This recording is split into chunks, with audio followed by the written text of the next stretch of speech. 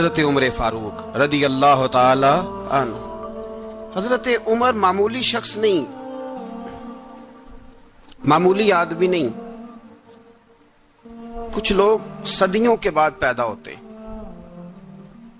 اور کچھ لوگ ایسے ہوتے ہیں جو ایک ہی بار پیدا ہوتے ہیں، ان جیسا دوسرا پیدا ہوتا ہی نہیں، دوسرا ان طرح کا پیدا ہوتا ہی. حضرت عمر رضی اللہ تعالیٰ عنہ جیسی شخصیات پیدا ہی نہیں ہوتی دوبارہ. سارے صحابہ در رسالت مآب پہ خود آئے.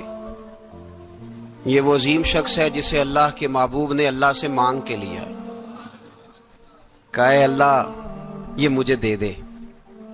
اللہ سے مانگ کے لیا ہے. اس لیے صوفیاء کہتے ہیں کچھ مرید ہوتے ہیں کچھ مراد ہوتے ہیں.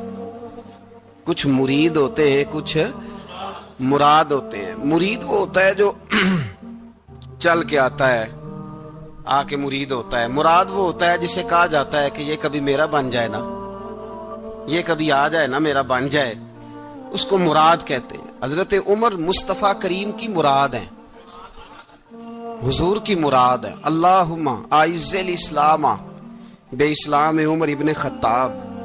اے اللہ اسلام کو عزت دے دے، میرے عمر کو کلمہ پڑھنے کی توفیق عطا فرما دے. اور کیسے دعا مانگی؟ او یار حضرت عمر کی تو اس فضیلت کا کوئی جواب نہیں دے سکتا. میرے رسول پاک علیہ السلام سب کے لیے ہی دعا مانگتے ہیں نا، حضور کی دعا عام ہے، لیکن مصطفیٰ کریم نے کعبے کا غلاف تھام لیا اور غلاف کعبہ کو حضور نے سینے سے لپٹایا اور سینے سے چمٹا کے کہا اے اللہ میں نے تو کبھی سوال ہی زیادہ نہیں کیے، میں کرنے آیا ہوں، مجھے عمر دے دے، عمر دے دے. حضور نے مانگ کے لیا. اور پھر جب جس کو حضور مانگے اللہ سے کہ حضرت عمر رضی اللہ تعالیٰ عنہ کا آج یوم شہادت ہے، میرا تو دل کرتا تھا کہ فجر سے باتیں شروع ہوں اور سارا دن ہی عمر کی باتیں ہوتی رہیں، سارا دن جناب عمر کی باتیں، سارا دن. اس لیے کہ ذکر جناب عمر کا ہوگا پر راضی اللہ کے رسول ہوں گے صلی اللہ. تو جاگ کے بیٹھے، خوش ہو کے بیٹھے. ہمارے ہاں منایا ہی نہیں جاتا. بابے اللہ کی تا ساؤن بھادروں اسو کتا تے منڈے جنوری فروری. تو اسلامی سال بھی گیا اور وہ تاریخیں بھی ساری گئیں. یکم محرم امت مسلمہ کے لیے بہت بڑا دن ہے، بہت بڑا دن. یہ شہادت ہے حضرت عمر فاروق کی رضی اللہ تعالی عنہ. یہاں چھوٹی چھوٹی باتوں پہ گورنمنٹ چھٹی کرتی پھرتی ہے، چھوٹی چھوٹی باتوں. الیکشن ہو گیا تو چھٹی، فلاں جگہ پہ تھوڑا سا کسی نے خبر دے دی کہ کوئی پریشانی ہے تو چھٹی، فلاں جگہ یہ ہو گیا تو چھٹی. یہاں تک کہ فلاں وزیر صاحب فلاں علاقے میں آئیں گے تو سارے علاقے کو چھٹی. اور اب تو اس سے بڑا حال ہونے لگا ہے. اگر جن لوگوں کی سندھ میں حکومت ہے ان کے لیڈر کا دن آیا تو اس دن چھٹی، اور جن کی پنجاب میں حکومت ہے ان کا دن آیا تو چھٹی. ہمارا مطالبہ ہے حکومت پاکستان سے، اگر سر اٹھا کے جینا چاہتے ہو تو یکم محرم کو چھٹی کیا کرو. اگر سر اٹھا کے جینا چاہتے ہو تو یکم محرم کو چھٹی کرو جناب عمر کے دن. اور ملت کے جوانوں کو بتاؤ کہ اگر عزت کی زندگی جینا چاہتے ہو تو اس طرح جیو جس طرح فاروق اعظم جی کے گئے ہیں. عزت اور وقار کی زندگی. جمہوریت حضرت عمر سے سیکھنی پڑے گی، حکومت کرنے کے طریقے حضرت عمر سے. رعایا کو سیکھنا پڑے گا کہ امیر کس طرح بنایا جاتا ہے اور امیر کس طرح کے ہوتے ہیں. یہاں لوگ ہمیں یورپ کی مثالیں دیتے ہیں، لوگ یہاں ہمیں آ کر کے امریکہ کی مثالیں، انہیں کیا پتا حکومت کیا ہوتی ہے. وہ کہتے ہیں جی وہ سائیکل پہ جاتا ہے ان کا حکمران. میں نے کہا وہ سائیکل پہ جاتا ہے؟ میرے عمر فاروق مدینے سے مکے گئے تھے تو پیدل ہی حج کرنے چلے گئے، پیدل ہی. اور جناب عمر فاروق رضی اللہ تعالیٰ عنہ عید کی نماز پڑھانے گئے. عید کی نماز عمر خطبہ عید دینے گئے. اور اس زمانے میں کون سا غریب ہے جو ننگے پاؤں جاتا ہو؟ کون سا غریب ہے جو مسجد ننگے پاؤں جاتا ہو؟ لوگوں نے تو 3 قسم کی چپلیں رکھی ہوئی ہیں. ایک مسجد جانے کی علیحدہ ہے، گھر پہننے کی علیحدہ ہے، شادی بیاہ پہ جانے کی چپل علیحدہ ہے. حضرت عمر فاروق رضی اللہ تعالیٰ عنہ نکلے عید کا خطبہ دینے کے لیے تو بیوی سے کہنے لگے جوتا. اس نے کہا صاحب اتنی دفعہ ٹوٹا ہے اب گانٹھا نہیں جا سکتا، اتنی دفعہ ٹوٹا ہے کہ اب دوبارہ پیمند نہیں لگ سکتے. تو حضرت عمر کہنے لگے چل کوئی حرج نہیں، بغیر جوتے کے ننگے پیر ہی چلتے ہیں، کوئی حرج نہیں۔ تو کہنے لگے لوگ کیا کہیں گے؟ فرمایا چپ کر، لوگ جس دن عمر نے یہ دیکھ لیا نا لوگ اس کے بارے میں کیا کہتے ہیں، اس دن عمر نہیں رہے گا۔ تو کہا پھر آپ کا نظریہ کیا ہے؟ فرمایا میرا نظریہ یہ ہے کہ رب رسول میرے بارے میں کیا کہتے ہیں، لوگوں کا کیا ہے، لوگ کل کسی کے بارے میں کچھ کہتے ہیں اور پرسوں کچھ کہتے ہیں، میرا نظریہ یہ ہے کہ رب رسول میرے بارے میں ننگے پیر عمر جا رہے ہیں۔ کون جی؟ میں بڑا ماڑا۔ اچھا جناب، کیا کیا غربت ہے؟ 10 قسم کے جوڑے لٹکے ہوئے ہیں کمرے میں اور پہننے کی فرصت نہیں، سویرے کیا پہننا ہے، شام کیا پہننا ہے، 15 سوٹ کٹھے استری ہو کے لانڈری والا بھیج رہا ہے، اور تو غریب ہے، تو بہت بڑا غریب ہے۔ اس لیے کہ غربت پیسوں کی وجہ سے نہیں ہوتی، غربت تو دل کی ہوتی ہے۔ تو واقعی بڑا غریب ہے اور تو غریب ہی رہے گا۔ امیر تو عمر فاروق تھے جو ننگے پاؤں چلے گئے عید کی نماز پڑھانے، تو رستے میں جو ملا کہنے لگا عمر جوتا تو پہن لو۔ فرمایا تمہیں عمر کا جوتا نہ پہننے کا نقص تو نظر آیا ہے، کوئی حرج نہیں، اگر عمر کو کبھی بتانا ہوا تو وہ والا نقص بتانا جو عمر کی سیرت میں پیدا ہو، کردار میں پیدا ہو، وہ والا نقص بتانا، یہ چھوڑو جوتے آتے جاتے رہتے۔ ننگے پاؤں گئے، پاؤں دھوئے، نماز پڑھائی، لوٹ آئے۔ او بھائی یہاں تو ہمارا بناؤ سنگار اترنا، جتنی توجہ کپڑوں کی طرف ہے اتنی توجہ کبھی ہماری علم کی طرف ہوتی نا، جتنا ذوق شوق ہمارا بناؤ سنگار کی جانب ہے، اتنا بناؤ سنگار کبھی ہمارا اخلاقیات کی جانب ہوتا تو معاملات بڑی حد تک سنورے ہوئے ہوتے۔ حضرت سیدنا فاروق اعظم رضی اللہ تعالی اپنی زندگی کو ترتیب دیا، ایک دن بھی خلافت نہیں مانگی اللہ سے۔ حضرت عوف بن مالک اشجعی ایک صحابی ہیں، حضرت عوف بن مالک رضی اللہ تعالیٰ عنہ فرماتے ہیں کہ جناب ابو بکر صدیق کا زمانہ تھا تو میں نے خواب دیکھا، میں نے خواب میں جناب عمر کو دیکھا، اور میں نے دیکھا کہ کوئی کہنے والا کہہ رہا ہے کہ عمر وہ ہے کہ اللہ کے رستے میں کوئی اسے جتنا مرضی برا بھلا کہے یہ پرواہ نہیں کرتا۔ کس کے رستے میں؟ بولے سارے۔ اس کا مطلب ہے اللہ کے رستے میں لوگ برا بھلا بھی، قرآن مجید نے کہا وَلَا يَخَافُونَ لَوْمَةَ لَائِمٍ، کچھ لوگ ایسے ہیں جو برا بھلا کہنے والوں کی پرواہ نہیں کرتے۔ آپ یقین کریں اگر پرواہ شروع ہو جائے نا تو دین کا کام ختم ہو جائے، نہ کوئی تقریر کرے، نہ کوئی تدریس کرے، نہ کوئی پیری مریدی کرے، ختم ہو جائے اگر باتوں کی پرواہ ہو۔ لیکن وہ پرواہ، حضرت عوف بن مالک اشجعی کہتے ہیں میں نے خواب میں دیکھا کہ عمر وہ ہے جو کسی کی پرواہ، اور دوسری بات میں نے یہ دیکھی کہ عمر خلیفہ بنے گا، اور تیسری بات میں نے خواب میں یہ دیکھی کہ عمر شہید بھی کیا جائے گا، عمر شہید بھی ہوگا۔ یہ میں نے 3 باتیں خواب میں دیکھی۔ فرماتے ہیں میں نے آ کے خواب حضرت ابو بکر صدیق کو سنائی، وہ خلیفہ تھے، وہ کہنے لگے ٹھہر جا میں عمر کو بلاتا ہوں، اس کے سامنے دوبارہ سنانا، اس کے سامنے۔ فرماتے ہیں میں نے بلایا حضرت عمر فاروق کو، آ کے بیٹھے، خواب شروع ہوا۔ کہ ایک بات تو میں نے یہ دیکھی کہ آپ ملامت کرنے والے کی پرواہ نہیں کرتے، دوسرا آپ خلیفہ بنے گے۔ جناب عمر کہنے لگے چپ کر، ابو بکر کے سامنے ہی کہہ رہا ہے، چپ کر، خلیفہ کے سامنے ہی کہہ رہا ہے۔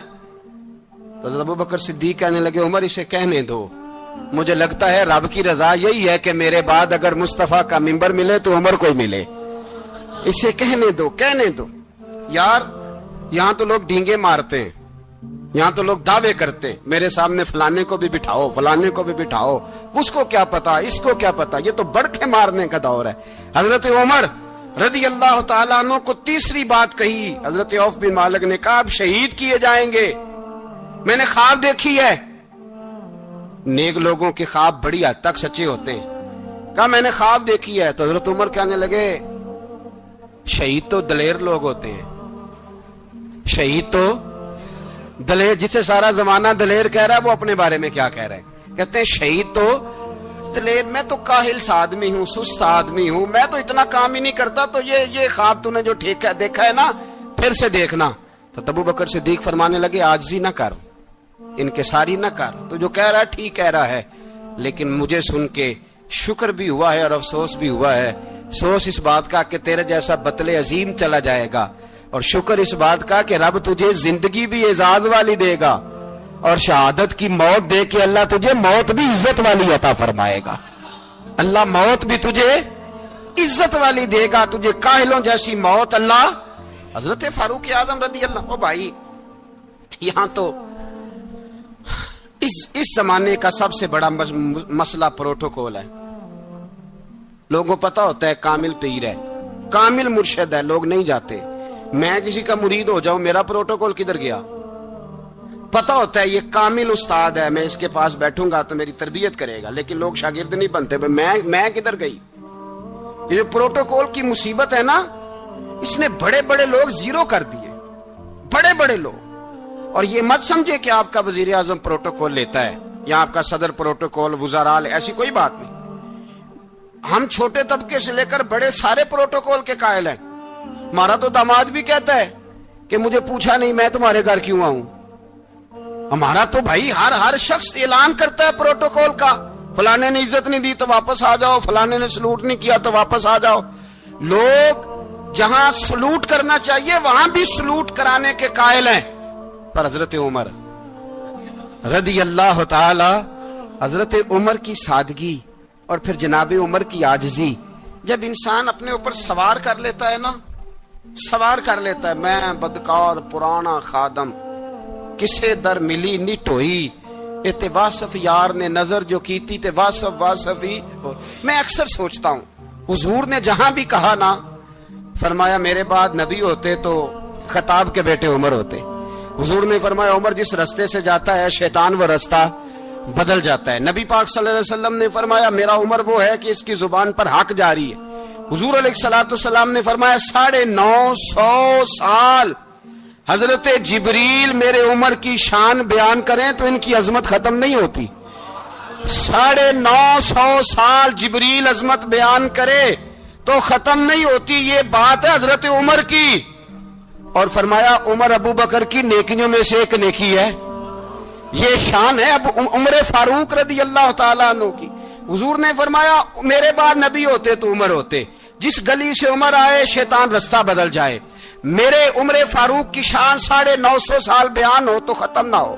عمر کی زبان پر اللہ حق بیان کرتا ہے, جو عمر کہتا ہے وہی رب کر دیتا ہے. حضور ساری زندگی فضیلتیں بیان کرتے رہے, عمر جواب میں کیا کہتے ہیں؟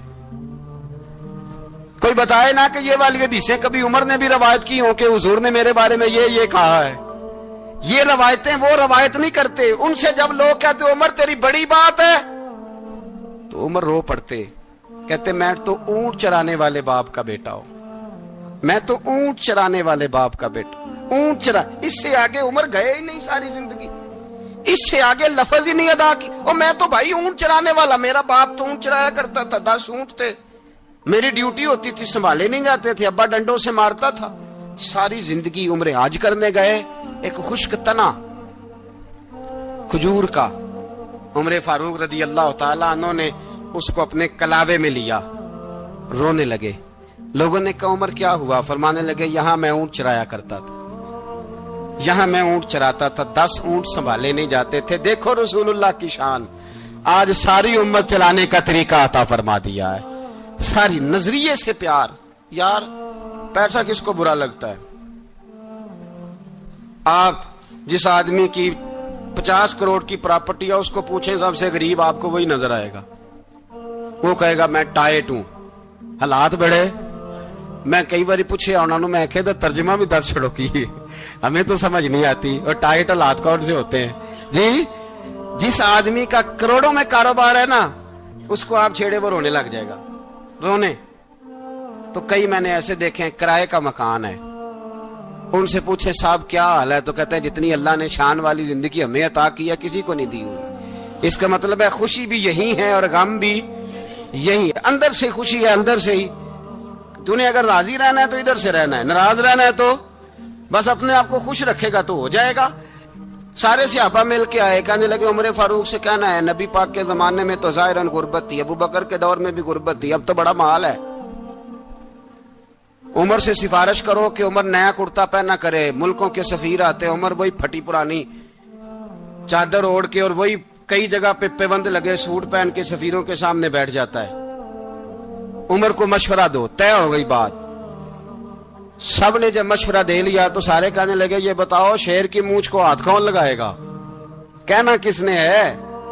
بندہ بھی تو ڈھونڈو نا۔ میں کہا جناب میرا یہ خیال ہے کہ مولا علی شیر خدا کہیں گے، کیونکہ جس شخص کی عمر کو سب سے زیادہ حیا کرتے دیکھا وہ شیر خدا مولا علی ہے رضی اللہ تعالی علی کہیں گے۔ اس لیے کہ جناب علی تو کئی دفعہ جب گفتگو کرتے تھے تو حضرت عمر چپ کر جاتے تھے اور فرماتے تھے علی نہ ہوتا تو میں ہلاک ہو جاتا۔ تو کہا علی سے کہو۔ جناب علی شیر خدا کو بلایا، کس کام کے لیے؟ جی اللہ اکبر۔ یہ ذرا اپنے اس دور پہ اس بات کو ذرا لاکا جناب ان سے کہیں کہ زیادہ نہیں، ایک کرتا نیا پہن لے، سفیر آتے ہیں وزیر آتے ہیں تو ایک کرتا نیا پہن لے۔ حضرت علی کو بلایا، آپ فرمانے لگے کوئی اور بات ہوتی تو میں کہہ دیتا، یہ والی میں نہیں کہہ سکتا۔ کوئی اور ہوتی تو میں عمر کو کئی دفعہ کہہ دیتا ہوں، جلال میں بھی تو سن، یہ والی میں نہیں کہہ سکتا۔ میں تمہیں ایک مشورہ دیتا ہوں۔ کہا وہ کیا؟ کہنے لگے سید عائشہ صدیقہ سے کہو، وہ مومنوں کی ماں ہیں، عمر ٹالے گا نہیں۔ اماں جی سے جا کے کہا اماں جی نیا کرتا عمر سے کہیں پہن لیں، وزیر آتے ہیں بڑے بڑے لوگ تو چلو کوئی حرج نہیں۔ اماں جی نے کہا اچھا کوئی بات نہیں میں بلا لیتی ہوں۔ جناب عائشہ نے پیغام بھیجا، جب خادم نے کہا نا مصطفیٰ کے گھر سے پیغام آیا ہے تو 20 لوگ بیٹھے تھے، عمر کانپتے ہوئے اٹھے، کانپتے دوڑے۔ حضرت عائشہ پردے میں تھی تو فرماتی ہیں عمر اتحیات کی حالت میں بیٹھ گئے۔ کہا اماں جی دیر تو نہیں ہو گئی مجھے آنے میں؟ کہا نہیں ٹائم پہ آ گئے ہو۔ کس لیے بلایا تھا؟ کہا عمر دیکھو غربت کے معاملات اور ہوتے ہیں، جب اللہ آسانی دے تو کوئی چیز استعمال کرنا حرام نہیں ہوتی، اگر حرام ہے تو بتاؤ۔ کہا نہیں اماں جی حلال ہی ہے۔ تو فرمایا پھر اتنے سفیر آتے ہیں مشیر آتے ہیں، اب تو مال غنیمت بڑا آتا ہے، ڈھیر لگ جاتے ہیں مسجد میں، تو چل ایک نیا کرتا تم بھی پہن لیا کرو، اور آپ نیا کرتا پہنو گے تو دھاک بیٹھے گی غیروں پر۔ تو صحابہ کا مشورہ ہے کہ آپ نیا لباس پہنے۔ اماں جی کہتی ہے میں نے حکم دیا تو عمر چپ کر گئے، گردن جھک گئی۔ تھوڑی دیر کے بعد سیدنا عمر فاروق نے سر اٹھایا تو داڑھی پہ آنسو گر رہے تھے، رو پڑے، کہنے لگے پاک محبوب کی پاک بیوی جیسے حکم کرتی ہو میں حاضر ہوں، پر مجھے وہ والا لباس پہنانا جو میرے مصطفیٰ نے پسند فرمایا ہے۔ اگر یہ رنگ رسول پاک کا ہے تو میں حاضر ہوں، اور اگر نبی پاک کا نہیں تو پھر جیسے آپ حکم کریں۔ جناب عائشہ کہتے ہیں عمر روئے تو میں زیادہ روئی، میرا پلو بھیگ گیا آنسوؤں سے۔ میں نے کہا عمر آپ جائیے۔ عمر یوں نکلے تو جو صحابہ کھڑے تھے وہ کونے میں تھے، سارے آ گئے۔ کہا اماں جی کیا بناؤ؟ فرمایا بھائی تم سب جو باتیں کہتے ہو وہ اپنی جگہ ٹھیک ہیں، پر عمر جو بات کرتا ہے وہ سب سے زیادہ ٹھیک ہے۔ عمر جس پہلو پر بات کرتا ہے وہ یار ایسی عاجزی، ایسا رنگ، ایسا انداز، ایسا طرز حیات، ایسی زندگی۔ اولاد کے معاملے میں لوگ بزدل ہو جاتے ہیں، بزدل، پر حضرت عمر کا بیٹا مصر گیا، وہاں سے کمائی کر کے لایا، تجارت کرنے گیا، لاکھوں کا مال۔ کون سا باپ ہے دنیا میں جس کا بیٹا باہر سے پیسے لے کے آئے تو ابا تفصیل پوچھے کہ بیٹا کہاں سے کمائے، کہاں سے لایا، کتنے ملے، کیوں آئے؟ کون سا باپ تفصیل پوچھتا ہے؟ ابا تو کہتا ہے لا صحیح، اور تعریفیں کرتا ہے میرا بیٹا بڑی کمائی کرتا ہے۔ کبھی پوچھا ہے اس سے کہ ڈیوٹی صحیح دیتا ہے کہ نہیں؟ کبھی پوچھا ہے کہ تو ایمانداری کی روزی لاتا ہے کہ حرام کی کماتا ہے؟ یہ باپ کی ذمہ داری ہے، یہ اماں کی ذمہ داری ہے۔ پھر کہتا ہے بیماری کیسے آ گئی، پریشانی کیسے آ گئی؟ تو نے کبھی سوال کیا اپنی اولاد سے؟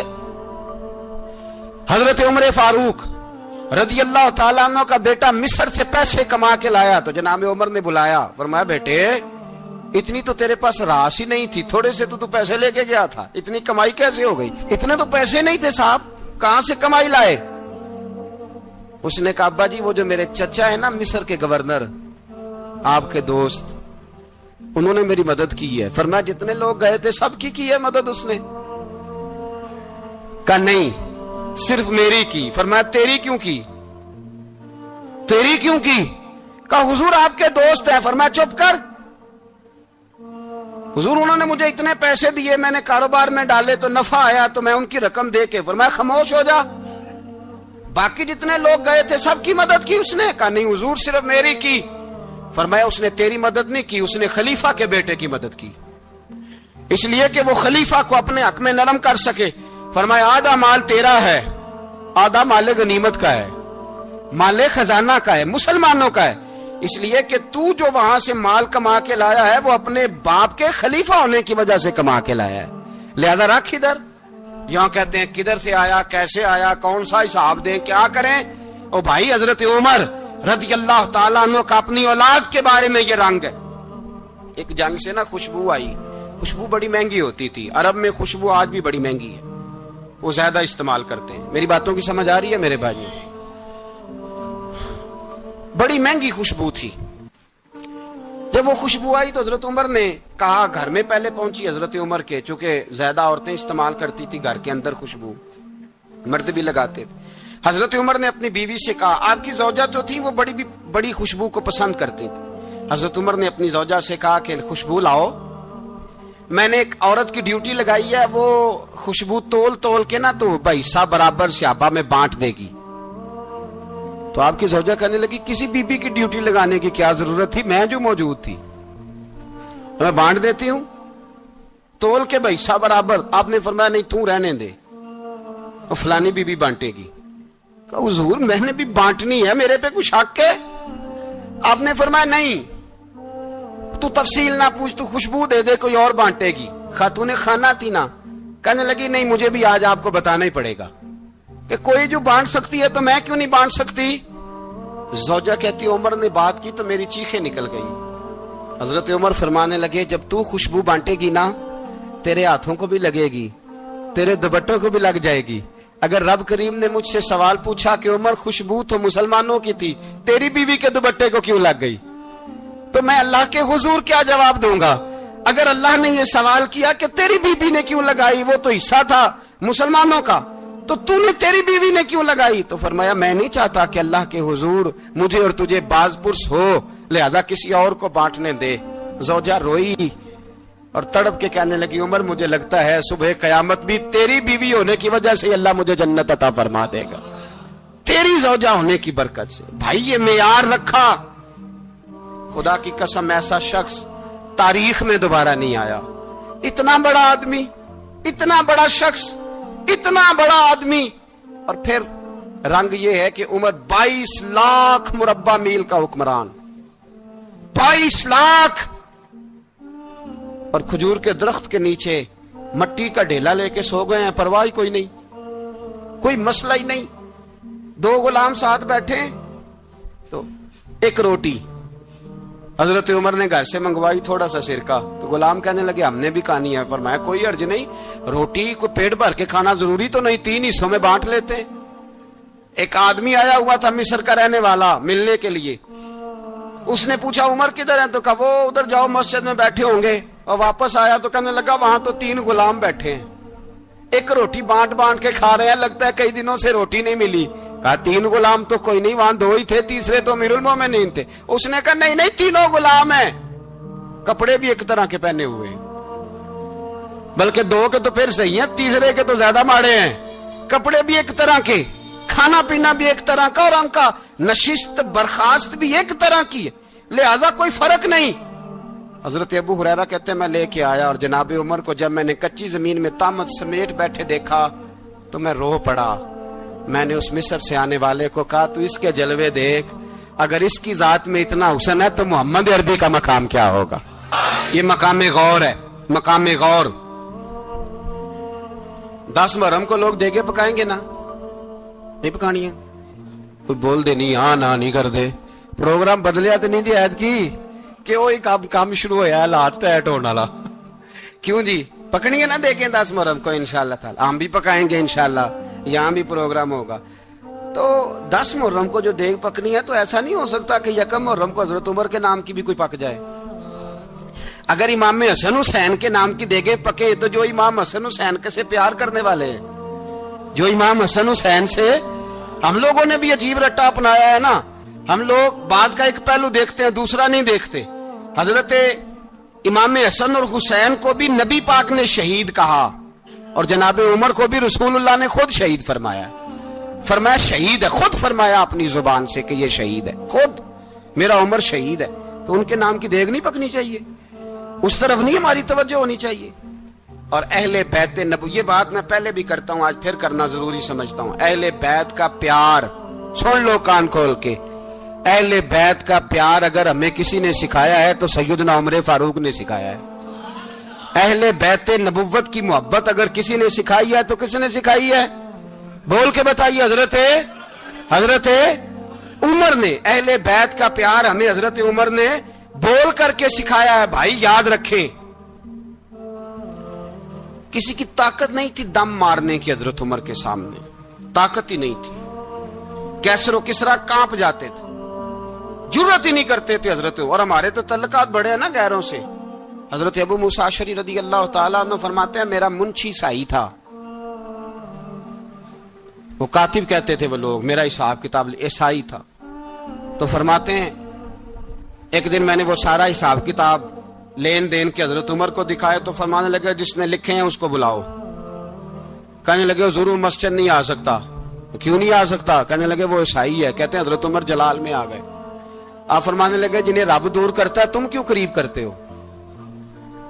جنہیں اللہ دور کرتا ہے۔ فرمایا تم غیروں کو اگر عہدے دو گے تو اپنوں کا کیا بنے گا؟ اگر تم غیروں کو عہدے دو گے تو اپنوں کا۔ یہ سوچ ہے جو آج برما کے مسلمانوں کے لیے بھی ضروری ہے۔ کہا اگر تم غیروں کو عہدے دو گے تو اپنوں کا۔ ہم نے غیروں کو عہدے دیے تو دیکھا نا اپنے کس طرح کاٹے جا رہے ہیں۔ غیروں کو جو عہدے دے دیے یارانے سارے غیروں سے، روز دعویٰ ہوتا ہے چین ہمارا سجن ہے، چین ہمارا دوست ہے۔ او بھائی دوست ہے تو اس سے کہو نا کہ برما تو تمہاری ایک چھوٹی سی ریاست ہے، چین کے بغیر تو وہ سانس بھی نہیں لے سکتا۔ اس کو کہو نا اس حکومت پہ دباؤ ڈالے۔ لیکن ہم لوگوں نے غیروں کو عہدے دیے تو اپنے پس گئے۔ حضرت عمر کہتے تھے ذمی کا ہم ادب کریں گے، ذمی کافر کا ہم، ایسا کافر جو مسلمان ریاست کو قبول کرے، بدامنی نہ پھیلائے۔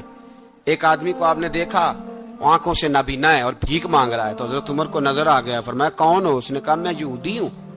فرمایا بھیک کیوں مانگتے ہو؟ کہا جب تک تندرست تھا مسلمانوں کو جزیہ دیتا تھا، بوڑھا ہو گیا ہوں کیا کروں؟ حضرت عمر نے گھوڑے کی پشت پہ بٹھایا، کافر کو گھوڑے کی پشت پہ بٹھایا اور بٹھا کے مدینے لائے۔ حضرت علی شیر خدا وزیر خزانہ تھے۔ فرمایا علی اس کا وظیفہ جاری کرو۔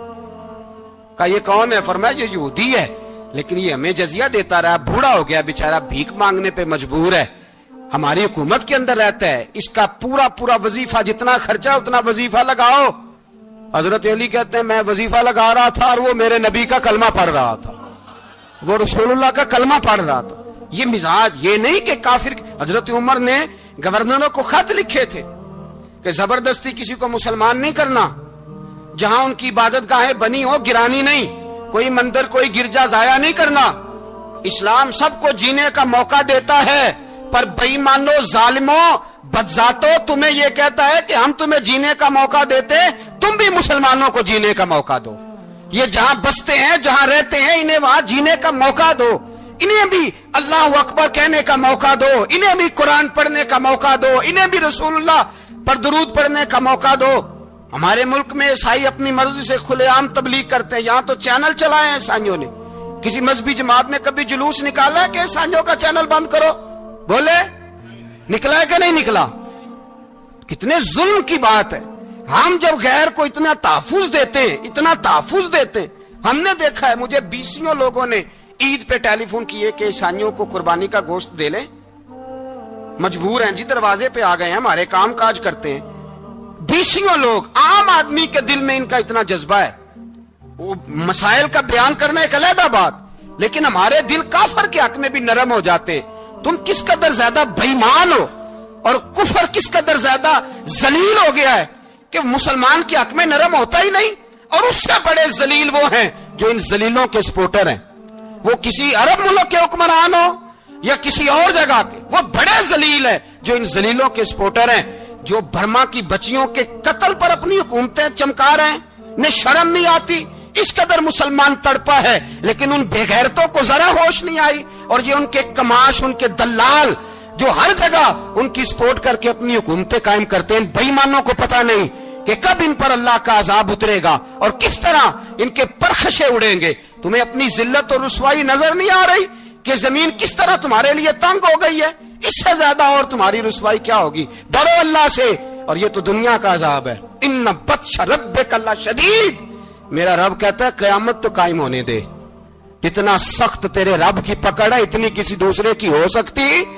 یاد رکھیں اور تھوڑا احتیاط کریں ہم سب لوگ بھی، جو ہم لوگ آدھی زبان بول کے بھی ان کی سپورٹ کرتے، اب شرم آنی چاہیے ہمیں ان حکومتوں کی سپورٹ کرتے جو مسلمانوں کی لاشوں کے اوپر حکومتیں قائم کرتے ہیں، شرم آنی چاہیے۔ بہرحال بات دور نکل جائے گی اور میں اپنے مضمون پہ رہتا ہوں۔ اہل بیت کا پیار اگر سکھایا ہے تو جناب عمر نے سکھایا ہے رضی اللہ تعالی عنہ، امام حسن ملنے۔ آپ یقین کریں میں جب اس واقعہ کو پڑھتا ہوں تو میرا دل جھوم جاتا ہے، میں کہتا ہوں یار ڈاڈا ہونا اپنی جگہ پہ، عشق ہونا اپنی جگہ پہ، انسان کا باوقار ہونا اپنی جگہ، جہاں کھڑے ہونا تھا وہاں یہ کھڑے ہوتے تھے اور جہاں جھکنا تھا وہاں یہ ان لوگوں میں اقبال نے کہا تھا تیری نگاہ ناز سے دونوں مراد پا گئے، عقلے کی یاب و جستجو، عشق حضور و اضطراب، جہاں اگر آیا ہے سامنے کیسر و کسرا تو عمر جیسا دلیر کوئی نہیں، اگر سامنے آیا ایران کا بادشاہ تو عمر جیسا تگڑا کوئی نہیں، اگر آیا ہے سامنے غسان کا بادشاہ تو عمر جیسا عادل کوئی نہیں، لیکن اگر علی کا بیٹا آیا ہے، اگر فاطمہ کے لال پارے آئے ہیں تو پھر فاروق اعظم سے جیسا محب کوئی نہیں، پھر ان سے جیسا پیار کرنے والا کوئی نہیں۔ اندر بیٹھے ہیں جناب عمر، اندر تنہائی میں کچھ وزیروں سے گفتگو ہو رہی ہے، میٹنگیں جاری ہیں، آپ کے بیٹے ملنے آئے جناب عبداللہ ابن عمر، ابا جی ملنا ہے، بات ٹھہرو بات کر رہا ہوں، کوئی نہ اندر آئے، صاحبزادہ باہر کھڑا ہے۔ تھوڑی دیر گزری تو امام حسن بھی آ گئے۔ کون آئے؟ آپ کو جو ملے گا امام صاحب کا نام لینے سے، وہ سردار ہیں جنتیوں۔ کون آئے؟ سارے بولیے امام حسن، تیری نسل پاک میں ہے بچہ بچہ نور کا، تو ہے نے نور تیرا سب گھرانہ۔ امام حسن آئے تو حضرت عبداللہ ابن عمر کو دروازے پہ کھڑے دیکھا، کہا امیر المومنین کہاں ہیں؟ کہنے لگے حضرت عمر کے بیٹے۔ کہنے لگے وہ اندر بیٹھے، کچھ میٹنگ ہو رہی ہے اور انہوں نے کہا کوئی اندر نہ آئے، لیکن آپ جانا چاہیں تو چلے جائیں، آپ جانا چاہیں تو، تیری نسل پاک میں ہے بچہ بچہ نور، آپ جانا چاہیں تو چلے جائیں۔ تو انہوں نے کہا جب آپ باہر کھڑے ہیں تو مجھے کوئی اتنا ضروری کام نہیں، اور ابھی زور کی نماز تھوڑی دیر میں ہوگی، میں مسجد میں مل لوں گا امیر المومنین سے۔ یہ بات کہہ کے امام حسن چلے گئے۔ یار اتنی بڑی بات نہیں تھی، اتنی بڑی بات نہیں تھی، میرے استادوں کا بیٹا بھی آئے تو کہا ٹھیک ہے جی وہ سوئے ہوئے ہیں، کوئی غرض نہیں یار میں ٹھہر کے آ جاؤں گا، کوئی بڑی بات نہیں تھی، دیکھا جائے تو بڑی بات نہیں تھی، پر بات بہت بڑی تھی اس لیے کہ یہ خالی حسن نہیں، یہ حسن ابن علی ہے، یہ حضرت فاطمہ کے لخت جگر۔ حضرت عمر باہر نکلے، عبداللہ ابن عمر سے پوچھا کوئی آیا تو نہیں؟ تو کہا حضور امام حسن آئے تھے۔ تو کہا پھر شہزادے کو اندر کیوں نہیں بھیجا؟ کہا میں نے کہا تھا۔ وہ کہنے لگے اگر امیر المومنین مصروف ہیں تو میں ظہر میں مل لوں گا۔ حضرت عمر رونے لگے، فرمایا بیٹے تو نے اچھا نہیں کیا۔ پھر مسجد نہیں گئے، سیدھے امام حسن کے دروازے دستک دی، امام حسن باہر آئے، کہا شہزادے آئے تھے تو ملے کیوں نہیں؟ تو امام حسن کہنے لگے حضور آپ کا اپنا بیٹا دروازے پہ کھڑا تھا، آپ کا اپنا بیٹا دروازے پہ کھڑا تھا، وہ منع بھی کیا تھا آپ نے تو میں زور میں مل لیتا۔ حضرت امام حسن فرماتے جوش جذبات میں جناب عمر نے سر سے پگڑی اتار دی، جوش جذبات میں کہنے لگے حسن میرے بیٹے کا اور آپ کا کیا مقابلہ؟ کیا اس کی ماں کا نام فاطمہ الزہرا ہے؟ کیا اس کی نانی کا نام خدیجۃ الکبریٰ ہے؟ کیا اس کے نانے کا نام محمد مصطفیٰ ہے؟ آپ کا اور اس کا کیا مقابلہ؟ پھر رو پڑے اور کہنے لگے بیٹے میں مکے کے صحراؤں میں اونٹ چرایا کرتا تھا، یہ جو میرے سر پر عزت کے بال ہیں یہ تیرے نانے کے اگائے ہوئے، میں مکے کے خبردار شہزادے خبردار۔ او بھائی اہل بیت نبوت کے ادب کا رنگ اگر سکھایا ہے تو سیدنا عمر نے سکھایا ہے۔ حضرت عمر فاروق اتھارٹی ہے، اسلام کی اتھارٹی۔ یکم محرم حضرت عمر کی شہادت ہے۔ یہودی بول اٹھا، کافر بول اٹھا، اگر 6 مہینے عمر دنیا میں اور رہتے تو دنیا میں کوئی کافر موجود نہ ہوتا۔ 6 مہینے، اور جب اس بطل جلیل کا جنازہ اٹھا، اللہ بخاری پڑھیے نا، اللہم ارزقنا شہادتا فی سبیلک، اللہ بسترے کی موت نہ دینا، شہادت کی دینا۔ عمر شہید ہوئے، مسجد نبوی میں نماز پڑھاتے، اور جب جنازہ اٹھا تو مدینے کا پھر پیچھے جو دلیر بچے وہ مولا علی تھے۔ مولا علی، جناب عمر کا جنازہ اٹھا تو سب سے پہلی ہائے جو نکلی وہ حضرت علی کی زبان سے نکلی، اور حضرت علی ساری داڑھی آنسوؤں سے بھر گئی۔ لوگوں نے کہا کہ علی کیا ہوا؟ فرمانے لگے تم دیکھ نہیں رہے جنازہ کس کا اٹھا ہے؟ پلٹ کے دیکھو تو صحیح، تم پتہ نہیں یہ کون گیا ہے؟ کہ حضور کیا ہوا؟ آپ فرمانے لگے عمر اس طرح کے کام کر کے گیا ہے، اب ان کے رستوں پہ کون چلے گا؟ کون اس کے جگر راہ وفا میں میں نقش ایسے چھوڑ آیا ہوں، میں جس منزل سے گزرا ہوں وہ اب تک یاد کرتی ہے۔ حضرت علی حضرت عمر کے جنازے پہ کھڑے ہو کے کہتے ہیں اللہ مجھے اس طرح کے عمل کرنے کی توفیق دے جس طرح کی عمر کر کے گیا۔ میرے بھائی، بطل عزیز، بطل حریت حضرت عمر رضی اللہ تعالیٰ عنہ جو اپنی زندگی انقلاب والی گزار کے گئے۔ عمر جب دنیا سے گئے تو 80 دینار کا قرضہ تھا، 22 لاکھ مربع میل کا حکمران، اور اپنے بیٹے سے کہنے لگے بیٹے کوشش کرنا تیرے خاندان والے مل کے میرا قرضہ اتار دے، میری قبر پہ بوجھ نہ رہے، اور اگر خاندان والے مدد نہ کریں تو میرے دوستوں سے بات کرنا، وہ مدد نہ کریں تو پھر علی سے بات کرنا۔ ان کا پیار آپس میں اتنا، اور تو اختلاف ثابت کر رہا۔ 80 دینار کا قرضہ چھوڑ کر حضرت عمر دنیا سے گئے، اور جاتی دفعہ کہہ گئے میرے بعد میرے بچوں کو حکومت کے مشورے میں بھی شامل نہ کرنا، حکومت کے مشورے میں بھی میری اولاد شامل نہ ہو۔ اتنا بڑا شخص اتنا بڑا رنگ دے کے یکم محرم کو جب عمر فاروق کا وصال ہوا تو بیٹے سے کہنے لگے اماں عائشہ سے جا کے کہو میرا بھی نبی پاک کے روزے میں دفن ہونے کو دل کرتا ہے۔ ایک قبر کی جگہ ہے اماں جی نے اپنے لیے رکھی ہے، بخاری ہے بخاری۔ حضرت عائشہ کے پاس صاحبزادے گئے، کہنے لگے اماں جی عمر کو زخم لگ گیا ہے، حالت بڑی پریشانی والی ہے۔ وہ کہتے ہیں اگر اماں اجازت دیں۔ سید عائشہ رو پڑی، فرمانے لگی کہ وہ اپنی قبر کی جگہ تو نہیں نہ کسی کو دیتا، پر عمر نے کمال ہی بڑا کیا، اسے کہو جاؤ گنبد خضرا میں قیامت تک جو مصطفیٰ پہ اور ابو بکر پہ سلام پڑے گا وہ تجھ پہ بھی سلام پڑھ کے جائے گا۔ عمر کا بیٹا مصر گیا، وہاں سے کمائی کر کے لایا، تجارت کرنے گیا، لاکھوں کا مال۔ کون سا باپ ہے دنیا میں جس کا بیٹا باہر سے پیسے لے کے آئے تو ابا تفصیل پوچھے کہ بیٹا کہاں سے کمائے، کہاں سے لایا، کتنے ملے، کیوں آئے؟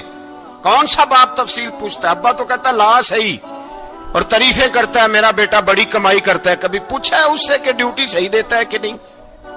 کبھی پوچھا ہے کہ تو ایمانداری کی روزی لاتا ہے کہ حرام کی کماتا ہے؟ یہ باپ کی ذمہ داری ہے، یہ اماں کی ذمہ داری ہے۔ پھر کہتا ہے بیماری کیسے آ گئی، پریشانی کیسے آ گئی؟ تو نے کبھی سوال کیا اپنی اولاد سے؟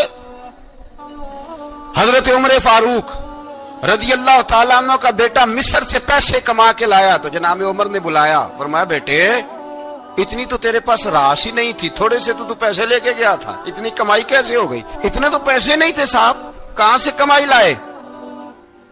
اس نے کہا ابا جی وہ جو میرے چچا ہے نا مصر کے گورنر، آپ کے دوست، انہوں نے میری مدد کی ہے۔ فرمایا جتنے لوگ گئے تھے سب کی ہے مدد اس نے؟ کہا نہیں صرف میری کی۔ فرمایا تیری کیوں کی؟ تیری کیوں کی؟ کہا حضور آپ کے دوست ہیں۔ فرمایا چپ کر، حضور انہوں نے مجھے اتنے پیسے دیے، میں نے کاروبار میں ڈالے تو نفع آیا تو میں ان کی رقم دے کے۔ فرمایا خاموش ہو جا، باقی جتنے لوگ گئے تھے سب کی مدد کی اس نے؟ کہا نہیں حضور صرف میری کی۔ فرمایا اس نے تیری مدد نہیں کی، اس نے خلیفہ کے بیٹے کی مدد کی، اس لیے کہ وہ خلیفہ کو اپنے حق میں نرم کر سکے۔ فرمایا آدھا مال تیرا ہے، آدھا مال غنیمت کا ہے، مال خزانہ کا ہے، مسلمانوں کا ہے، اس لیے کہ تو جو وہاں سے مال کما کے لایا ہے وہ اپنے باپ کے خلیفہ ہونے کی وجہ سے کما کے لایا ہے، لہذا رکھ ادھر۔ یہاں کہتے ہیں کدھر سے آیا، کیسے آیا، کون سا حساب دیں، کیا کریں؟ او بھائی حضرت عمر رضی اللہ تعالیٰ عنہ کا اپنی اولاد کے بارے میں یہ رنگ ہے۔ ایک جنگ سے نا خوشبو آئی، خوشبو بڑی مہنگی ہوتی تھی، عرب میں خوشبو آج بھی بڑی مہنگی ہے، وہ زیادہ استعمال کرتے ہیں۔ میری باتوں کی سمجھ آ رہی ہے میرے بھائیوں؟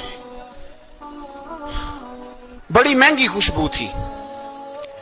جب وہ خوشبو آئی تو حضرت عمر نے کہا، گھر میں پہلے پہنچی حضرت عمر کے، چونکہ زیادہ عورتیں استعمال کرتی تھی گھر کے اندر خوشبو، مرد بھی لگاتے تھے۔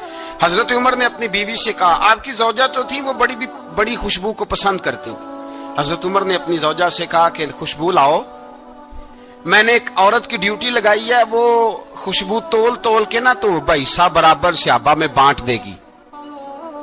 تو آپ کی زوجہ کہنے لگی کسی بی بی کی ڈیوٹی لگانے کی کیا ضرورت تھی، میں جو موجود تھی میں بانٹ دیتی ہوں تول کے حصہ برابر. آپ نے فرمایا نہیں تو رہنے دے، وہ فلانی بی بی بانٹے گی. حضور میں نے بھی بانٹنی ہے، میرے پہ کچھ حق ہے؟ آپ نے فرمایا نہیں، تو تفصیل نہ پوچھ، تو خوشبو دے دے، کوئی اور بانٹے گی. خاتون خانہ تھی نا، کہنے لگی نہیں مجھے بھی آج آپ کو بتانا ہی پڑے گا کہ کوئی جو بانٹ سکتی ہے تو میں کیوں نہیں بانٹ سکتی. زوجہ کہتی عمر نے بات کی تو میری چیخیں نکل گئی. حضرت عمر فرمانے لگے جب تو خوشبو بانٹے گی نا تیرے ہاتھوں کو بھی لگے گی، تیرے دوپٹوں کو بھی لگ جائے گی. اگر رب کریم نے مجھ سے سوال پوچھا کہ عمر خوشبو تو مسلمانوں کی تھی، تیری بیوی کے دوپٹے کو کیوں لگ گئی، تو میں اللہ کے حضور کیا جواب دوں گا؟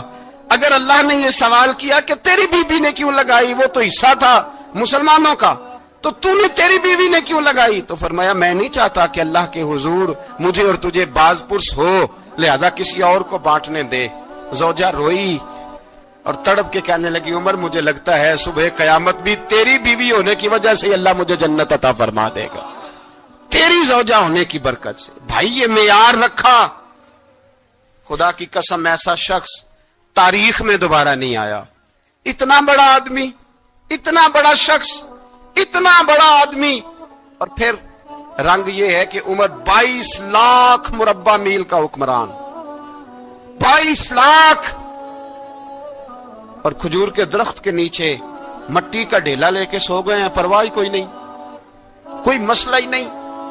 2 غلام ساتھ بیٹھے تو ایک روٹی حضرت عمر نے گھر سے منگوائی، تھوڑا سا سرکہ، تو غلام کہنے لگے ہم نے بھی کھانی ہے. فرمایا کوئی حرج نہیں، روٹی کو پیٹ بھر کے کھانا ضروری تو نہیں، 3 حصوں میں بانٹ لیتے. ایک آدمی آیا ہوا تھا مصر کا رہنے والا ملنے کے لیے، اس نے پوچھا عمر کدھر ہے، تو کہا وہ ادھر جاؤ مسجد میں بیٹھے ہوں گے. اور واپس آیا تو کہنے لگا وہاں تو 3 غلام بیٹھے ہیں، ایک روٹی بانٹ کے کھا رہے ہیں، لگتا ہے کئی دنوں سے روٹی نہیں ملی. کہا 3 غلام تو کوئی نہیں، وہاں 2 ہی تھے، تیسرے تو امیر المومنین تھے. اس نے کہا نہیں 3 غلام ہیں، کپڑے بھی ایک طرح کے پہنے ہوئے ہیں، بلکہ 2 کے تو پھر صحیح ہیں، تیسرے کے تو زیادہ ماڑے ہیں.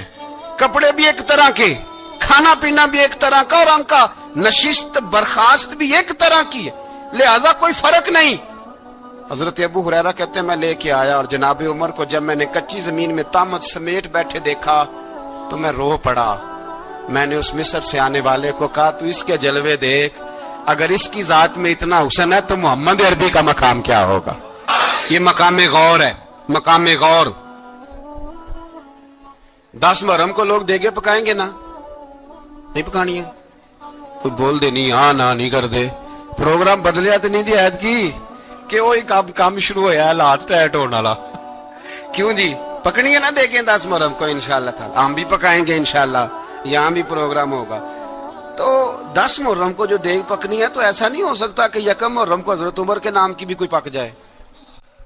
اگر امام حسن حسین کے نام کی دیگیں پکے تو جو امام حسن حسین کے سے پیار کرنے والے ہیں، جو امام حسن حسین سے، ہم لوگوں نے بھی عجیب رٹا اپنایا ہے نا، ہم لوگ بات کا ایک پہلو دیکھتے ہیں دوسرا نہیں دیکھتے. حضرت امام حسن اور حسین کو بھی نبی پاک نے شہید کہا، اور جناب عمر کو بھی رسول اللہ نے خود شہید فرمایا.